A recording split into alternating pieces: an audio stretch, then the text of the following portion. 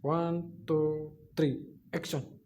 Shalom saudara-saudaraku yang terkasih di dalam nama Tuhan kita Yesus Kristus. Pada kesempatan ini saya ingin menjelaskan kepada saudara-saudara semua tentang bagaimana kita membela iman kekristenan kita. Nah, banyak saudara-saudara kita di luar sana mempertanyakan satu hal yang kita bahas pada hari ini, yaitu mujizat. Bapak Ibu Saudaraku yang saya kasih dalam nama Tuhan kita Yesus Kristus. Kalau kita mendengar kata mujizat, pasti orang berkata, mujizat itu apakah masih ada sampai sekarang ini? Karena yang mereka tahu cuman mujizat yang telah dilakukan oleh Tuhan Yesus pada masa dia ada di dunia ini. Dan dengarkan saudara-saudara ya, setelah Tuhan Yesus bangkit, setelah Tuhan Yesus naik ke surga, maka murid-muridnya pun melakukan mujizat yang sangat luar biasa.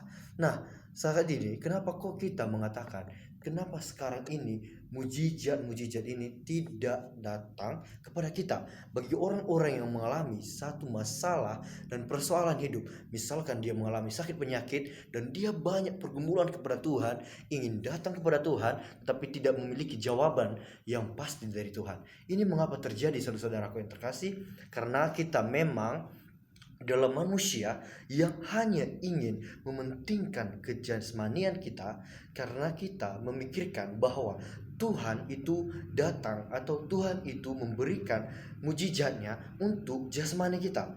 Saudaraku, kalau kita berpikir seperti itu, maka kita sama saja memikirkan hanyalah sesuatu yang jasmania, bukanlah rohani kita yang kita persembahkan untuk Tuhan, tetapi kita mempersembahkan pengetahuan kita tentang Tuhan itu.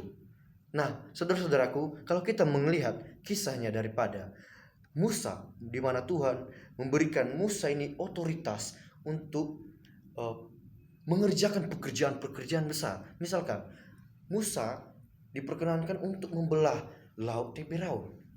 Ini adalah mujizat yang sangat luar biasa kalau misalkan kita melihat dari sisi pandang kita yang jasmania.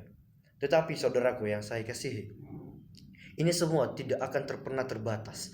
Lihat saudaraku ya, kalau kita melihat dari pandangan saat ini, apakah kita saat ini masih mengalami pencobaan atau masih mengalami banyak pergumulan? Misalkan kita sakit, atau misalkan usaha kita telah bangkrut dan kita ingin datang kepada Tuhan dan meminta Tuhan untuk memulihkan semua itu. Nah, kalau kita berpikir seperti itu saudaraku, nah itu yang akan menjadi satu masalah terbesar bagi kita sendiri. Sebab Tuhan tidak pernah berjanji bahwa langit akan selalu biru, atau Tuhan akan selalu memberikan sukacita bagi kita.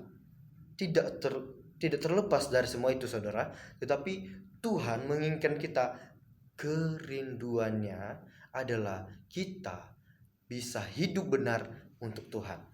Dari masalah-masalah yang kita hadapi dalam kehidupan kita sehari-hari, itu adalah bukti kalau kita ini adalah manusia yang fana. Kita mengalami sakit, kita mengalami kebangkrutan. Ini semuanya tidaklah terlepas dari kita sendiri. Ini sudah menjadi sesuatu hal yang seharusnya kita jalani manusia. Tapi coba kalau kita memikirkan hal-hal yang lebih dahsyat lagi.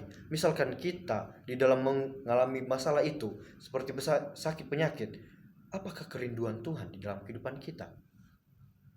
Supaya kita menyadari bahwa kita ini tidaklah selamanya akan ada di dunia ini.